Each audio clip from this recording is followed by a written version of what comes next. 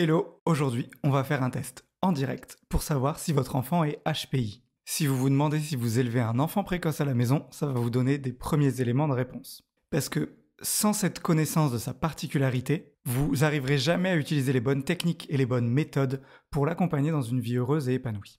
Je m'appelle Paul et mon haut potentiel a été détecté il y a plus de 10 ans maintenant. Et aujourd'hui, je partage ce que j'ai appris pour aider les petits nouveaux à comprendre et à gérer leur douance. Toulouloulou, toulouloulou. Et voilà, un petit générique trop stylé. Alors avant de commencer, je voulais vous faire un bref rappel sur comment est-ce qu'on détecte le HPI. Il y a 3 manières. La première manière, c'est en passant un test de QI, donc quotient intellectuel. C'est la manière officielle, il faut le savoir, mais c'est très cher. Il faut compter minimum 300 €, mais c'est généralement, ça commence à monter même plus maintenant, autour de 4 à 500 €. Ça se fait avec un ou une psychologue, si possible, qui sait faire passer des tests de QI, enfin qui en fait assez régulièrement. Après, normalement, tout le monde peut les faire, enfin tous les psychologues peuvent les faire. Mais ce test de QI, il a des limites, on se rend compte de plus en plus. En fait, il est excellent pour mesurer ce qu'est l'intelligence, mais du moins ce qu'on appelle l'intelligence, avec notre point de vue d'occidental. Mais tout le monde, dans le monde entier, ne définit pas l'intelligence de la même manière. Donc un test de QI en France sera différent d'un test de QI dans un pays avec une culture très différente, tout simplement parce que dans ce pays-là, l'intelligence sera définie d'une autre manière. Or, le HPI, on est censé être HPI, peu importe dans le pays où on est. Enfin, ça, c'est juste ma vision du truc. En tout cas, si vous voulez passer un test de QI, donc ça se fait avec un ou une psychologue. Si vous êtes adulte, il faut passer ce qu'on appelle la WISE, W-A-I-S. Et pour les enfants, c'est la WISC, W-I-S-C. La deuxième méthode, c'est ce qu'on appelle le bilan de détection. Alors, un bilan de détection, il est souvent gratuit. Ou alors il coûte vraiment pas très cher, mais il est moins fiable que le test de QI. En fait, si vous voulez, le test de QI, il va plus regarder comment ça se passe votre cerveau, la vitesse à laquelle marchent les trucs en vous faisant faire des exercices, des tests. Là où le bilan de détection, souvent, c'est plus basé sur une sorte d'autodiagnostic et du coup, c'est un peu c'est subjectif vu qu'on se note nous-mêmes. Ceci dit, il y en a qui sont bien faits, hein, je crache pas du tout sur les bilans de détection, et qui donnent une bonne première idée. Mais il ne faut pas prendre ça non plus comme la vérité absolue, c'est ça que je voulais dire. Et il y a une troisième option que j'ai développée qui s'appelle le CS-scan pour Cerveau Spectra Scan, qui est une sorte de juste milieu. C'est-à-dire que le problème du test de QI, c'est que il est très cher, qu'il faut le faire chez des psychologues et tout ça. Là où le CS-scan, vous pouvez le faire depuis chez vous, mais il prend le contre-pied du bilan de détection qui est fait tout seul, parce que le CS-scan, c'est moi qui analyse vos réponses, qui regarde comment vous répondez, tout ça, et qui vous donne une probabilité de HPI. Donc ça, c'est les 3 options qu'il y a en ce moment sur le marché. Aujourd'hui, le test qu'on va faire là, de cette vidéo que vous êtes en train de regarder se rapproche plus du bilan de détection, puisque c'est un test qu'on va faire de manière asynchrone. C'est à vous d'aller évaluer vous-même votre enfant. Le test d'aujourd'hui, du coup, le bilan de détection d'un enfant précoce. Comment il va se passer? Il va y avoir 18 mises en situation avec plusieurs options possibles à chaque fois pour chaque situation. Chacune des options, donc comme s'il y avait 18 questions, si vous voulez, avec plusieurs choix de réponses, et chaque réponse va vous donner un nombre de points particulier. Je vais vous montrer un exemple pour que ce soit plus clair. Donc là, c'est un exemple tout pourri avec une question qui n'a rien à voir avec ce dont on va parler aujourd'hui. Mais par exemple, lorsque mon enfant était petit, il portait des couches vertes, des couches bleues ou des couches rouges. Là, vous allez visualiser un peu la réponse qui est la bonne, qui est certainement des couches plutôt blanches. J'ai pas d'enfant, mais il me semble que les couches sont plutôt blanches. Et ensuite, je vais vous afficher le nombre de points par réponse. Donc là, la réponse gagnante, c'était les couches bleues. Encore une fois, c'est faux, ça c'est n'importe quoi. Pourquoi j'affiche les points que après? C'est pour pas que vous soyez que le nombre de points influence votre réponse. Donc c'est pour essayer de limiter ça au maximum. C'est pour ça que ça affiche après. Donc 18 mises en situation, avec à chaque fois un nombre de points pour chaque réponse. Je vous recommande donc de prendre une feuille à part et de noter les points petit à petit au fur et à mesure que le test se déroule et vous les compterez à la fin. Après ça, vous êtes des grands, vous vous organisez comme vous voulez, c'est juste mon conseil. Il y a pas de timing. Vous pouvez prendre le temps qu'il vous faut. Si vous trouvez que je parle trop lentement, vous pourrez accélérer la vidéo. Si jamais vous trouvez que je parle trop vite, vous pouvez la mettre sur pause ou la ralentir. C'est vous qui voyez, vous gérez. Il s'adresse aux enfants, que ce soit des filles ou des garçons, et des enfants jusqu'à 16 ans. Enfin, entre le CP, il faut qu'ils sachent lire parce qu'il y a des questions sur à partir de quand ils ont appris à lire. Et 16 ans maximum parce qu'après on passe plus sur des bilans adultes. Par simplification du vocabulaire, je vais dire l'enfant, je vais mettre tout ça au masculin, mais ça s'adresse bien à des filles ou à des garçons, il n'y a pas de souci là-dessus. Comment ça va se passer? Donc vous allez passer le test qui dure une dizaine de minutes maximum. Je pense que ça va durer une dizaine de minutes. Je vais l'enregistrer dans la foulée là, donc je ne l'ai pas déjà enregistré, mais comptez environ une dizaine de minutes. De toute façon, vous voyez combien de temps cette vidéo dure. Ensuite, vous allez compter vos points et je vais vous présenter les différents résultats en fonction de votre score. Et à la toute fin, en fonction du score que vous avez, si votre enfant est a priori précoce, je vous montrerai des différentes techniques pour vous aider à l'aider à prendre confiance en lui tout au long de sa scolarité, malgré sa particularité. Parce que c'est pas toujours facile de grandir avec un HPI, il y a des défis, des challenges qui sont différents de ceux de la plupart des gens. Et je vous montrerai comment vous, en tant que parent, accompagnant, enfin je ne sais pas trop qui vous êtes, vous pouvez aider votre enfant. Bref, on est parti. Prenez votre bout de papier et votre truc. Si vous n'êtes pas prêt, mettez la vidéo sur pause dès maintenant. Et je débute. Première question, première mise en situation. Si jamais vous êtes perdu au moment, vous voyez en haut à gauche, là, j'ai mis là où on en est, il y en a 18 en tout. Donc, les habitudes de lecture de votre enfant. Est-ce qu'il lit beaucoup de livres non illustrés, ou alors majoritairement des livres illustrés, ou alors il ne lit pas du tout? Et les points, entre guillemets, ils allaient pour « il lit beaucoup de livres non illustrés ». On a tendance à dire qu'un enfant précoce, il va préférer le texte plutôt que le visuel. Encore une fois, vous verrez, tout ça, c'est basé sur de ce qu'on remarque le plus qu'il y a chez les enfants précoces. Ça ne veut pas dire que tous les enfants, vous pouvez être précoce et qu'il y ait certaines questions qui ne se marchent pas pour vous. C'est mon cas, par exemple. Bon, ça, moi, j'aimais bien lire les bouquins où il n'y avait pas forcément des images. Mais il y en a où je ne me reconnais pas du tout dedans et pourtant, je suis HPI. Donc, voilà, c'est plus des moyennes pour donner un ordre d'idée générale. Deuxième question, votre enfant manifeste un grand intérêt pour les encyclopédies et les dictionnaires. Oui, il les dévore ou non, pas vraiment. Et les 2 points vont pour oui, il les dévore. Si votre enfant montre une grande curiosité de manière générale et qui va se renseigner dans des encyclopédies, dans des dictionnaires ou éventuellement sur des ordinateurs maintenant, c'est un test qui a été fait. Ce test, il se base sur les tests qui ont été faits par d'autres chercheurs, c'est une sorte de gros micmac, mais où à l'époque, les ordinateurs n'étaient pas forcément aussi développés qu'aujourd'hui. Troisième question. Lorsqu'il s'agit de réaliser des activités en intérieur, quels camarades votre enfant choisit-il? 1. Il préfère des camarades plus âgés. 2. Généralement des camarades de son âge ou de sa classe, ou de sa classe plutôt. Ou alors 3. Il préfère jouer avec des plus jeunes.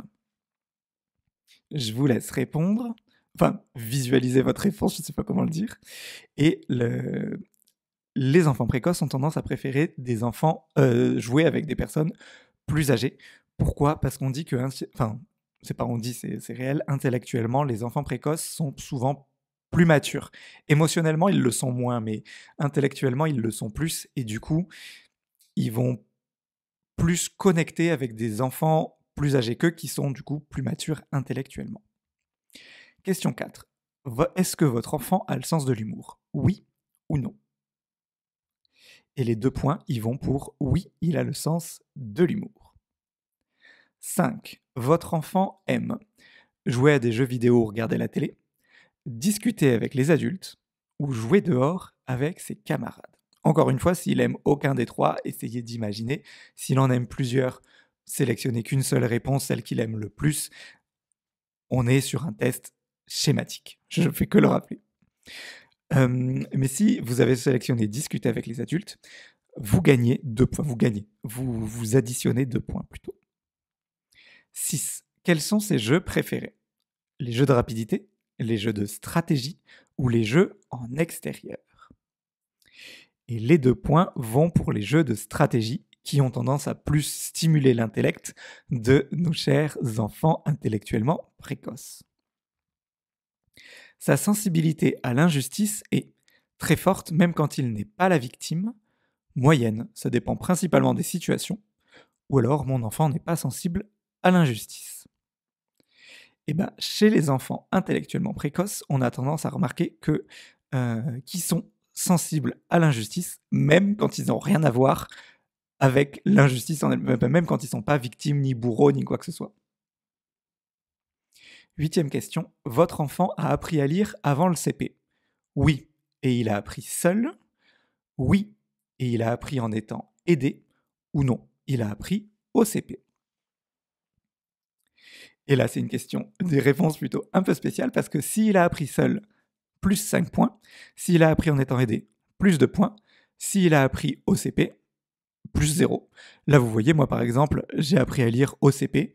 J'ai eu une scolarité avec beaucoup de facilité, mais j'ai jamais été spécialement en avance. Donc là, vous voyez, c'est une question où moi, je ne me serais pas reconnu. Enfin, où mes parents, plutôt, ne m'auraient pas forcément reconnu. 9. Aujourd'hui, votre enfant sait lire.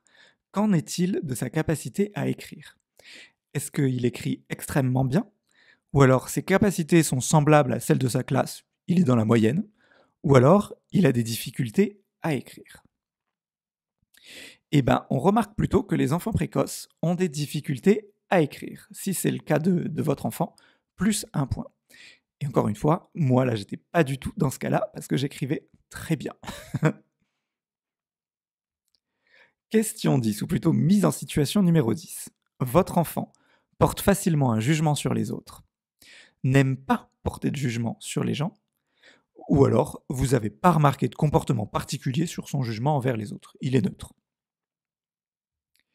Et bien, chez les enfants précoces, on remarque qu'ils ont plutôt tendance à juger les gens. Donc là, si vous aviez mis cette réponse, plus 1 point. 11e situation. Lorsque vous discutez avec votre enfant, et là il y a 5 choix, il aime comprendre le pourquoi des choses, il a du mal à saisir certains concepts, il pose beaucoup de questions originales et variées, ou alors vous remarquez rien de surprenant, ou il fait des réflexions étonnantes avec un vocabulaire large. Là, ça peut être dur de choisir, encore une fois, si vous le ou la reconnaissez dans plusieurs, mettez-en une seule qui vous semble mieux correspondre, c'est normal. Et de toute façon, il y avait plusieurs possibilités pour marquer des points. Soit c'était il aime comprendre le pourquoi des choses, soit il pose de nombreuses questions variées et originales, ou alors il fait des réflexions étonnantes avec un vocabulaire large. Si vous aviez mis une de ces 3 réponses, c'était plus de points.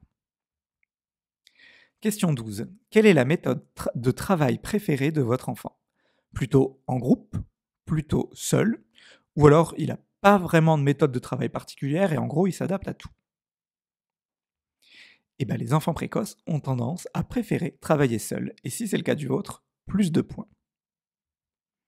Situation 13. Comment décririez-vous la particularité de votre enfant auprès de ses camarades d'école? Est-ce qu'il avait une popularité plutôt élevée en primaire et au collège, plutôt faible en primaire et au collège, plutôt élevée au début en primaire puis ça baisse au collège, plutôt basse en primaire mais élevée au collège? Encore une fois là, ça va plutôt marcher si votre enfant est déjà au collège. Si ce n'est pas encore le cas, passez cette réponse, ou alors vous pouvez déjà avoir un ordre d'idée par rapport à comment il est en primaire. Mais vous ne pourrez pas du coup faire cette réponse, j'en suis désolé. Donc, on remarque là, dans notre cas, que pour les enfants précoces, c'est plutôt élevé en primaire, puis faible au collège. 14. Lorsque votre enfant est intéressé par quelque chose, que ce soit un film, un livre, une personne ou n'importe quoi, est-ce qu'il prend la fuite? Par exemple, pour un film, il peut faire semblant de pas du tout l'avoir apprécié. Est-ce qu'il fait des observations qui sont étonnamment perspicaces? Ou alors, il semble pas s'intéresser à un sujet plus qu'un autre? Et la réponse enfant précoce, je sais pas comment, j'aime pas dire bonne réponse, mais le but c'est de voir si c'est au potentiel, c'est qu'il fait des observations qui sont très perspicaces. Et si vous avez mis ça, plus de points. Question 15. La relation de votre enfant est de l'ennui. Il s'ennuie jamais et il est toujours en train de faire quelque chose. 2. il s'ennuie avec des activités qui sont routinières ou qui sont trop similaires. 3. Il s'ennuie de tout le temps, et rien l'intéresse.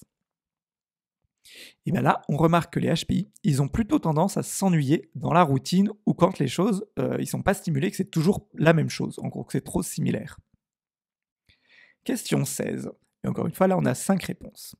Les résultats scolaires de votre enfant, ils sont très bons. Il est en tête de sa classe, mais il travaille pas beaucoup pour y arriver. Ou alors, très bon, il est en tête de sa classe. Ah mince, pardon. Premier, c'est très bon, il est en tête de sa classe et il travaille beaucoup pour y arriver. Deuxième, c'est très bon, en tête de sa classe, mais il ne travaille pas beaucoup pour y arriver. Ou alors, il est dans la moyenne. Ou alors, il a des résultats plutôt faibles alors qu'il travaille beaucoup. Ou alors, des résultats plutôt faibles, mais il travaille pas non plus beaucoup pour y arriver. Et là, on remarque que les HPI, ils sont plutôt très bons avec des bons résultats, mais qu'ils n'ont pas l'air de beaucoup travailler. Moi, je suis plutôt dans ces 2 points, dans cette situation. Du coup, mes parents auraient eu plus de points, pardon. Il y a aussi des fois où, chez le HPI, il y a des difficultés scolaires. Ceci dit, notez que les études scientifiques, quand on teste un nombre d'enfants précoces en grande quantité avec des enfants non précoces, je sais pas comment, enfin des enfants normaux du coup, neurotypiques, on remarque que globalement les enfants précoces ont des meilleurs résultats scolaires et que le mythe de l'enfant précoce en échec scolaire, c'est surtout un mythe, ou alors c'est qu'il y a, ok il est précoce, mais c'est aussi mêlé à d'autres choses. Ça peut être un TDAH, ça peut être d'autres troubles divers, des troubles 10, plein d'autres choses, mais le HPI seul a tendance à donner plutôt des facilités scolaires. Question 17. Vous décririez la sensibilité de votre enfant comme très développée d'un point de vue sentimental comme esthétique, que ce soit l'art, la musique, il a besoin d'harmonie dans le monde qui l'entoure, ou alors il a une sensibilité qui est semblable à celle de ses camarades, ou alors il a une sensibilité qui est plutôt inexistante. Et bien pour les enfants précoces, on parle plutôt de sensibilité très développée, toutes ces notions d'hypersensibilité qu'on retrouve souvent sur ces thématiques. Et enfin, 18e situation, c'est la dernière, courage, les intérêts de votre enfant. Ils portent principalement sur des grandes problématiques, donc grandes avec des guillemets, comme l'univers, l'origine du monde, on parle souvent aussi par exemple de l'espace ou le Big Bang, des choses un peu mystérieuses et grandes comme ça. Ils se positionnent sur quelques hobbies, puis ils changent. Ou alors, il n'y a pas d'intérêt particulier, ils sont inexistants et ils ne s'intéressent pas plus que ça à des choses. Et là, vous marquez des points si vous aviez noté une des 2 premières réponses. Soit il se pose des grandes questions sur des grandes problématiques, soit il se positionne sur quelque chose et puis ça change très vite, il change de passion très très rapidement. Si vous avez mis une ou l'autre de ces réponses, vous avez plus de points. Alors, passons maintenant aux résultats. Si besoin, je vous laisse mettre la vidéo en pause pour compter vos points juste avant que je passe à la slide suivante. Donc, si vous arrivez avec un score de 0 à 14 points, a priori, votre enfant n'est pas à haut potentiel intellectuel. Si vous avez 15 points et plus, a priori, il l'est. Encore une fois, il fallait prendre une limite, c'est celle-là. Le haut potentiel intellectuel, il ne se déclenche pas direct dans le passage de 14 à 15. C'est plus une progression. Il fallait prendre une limite, la voici. Mais c'est pour donner déjà un ordre d'idée. Si vous avez un résultat positif, je vous recommande de regarder la vidéo que je devrais faire apparaître par là. Dedans, je reviens sur les différentes étapes du développement d'un enfant précoce et sur comment vous, en tant que parent, vous pouvez l'aider à s'épanouir et à reprendre confiance en lui.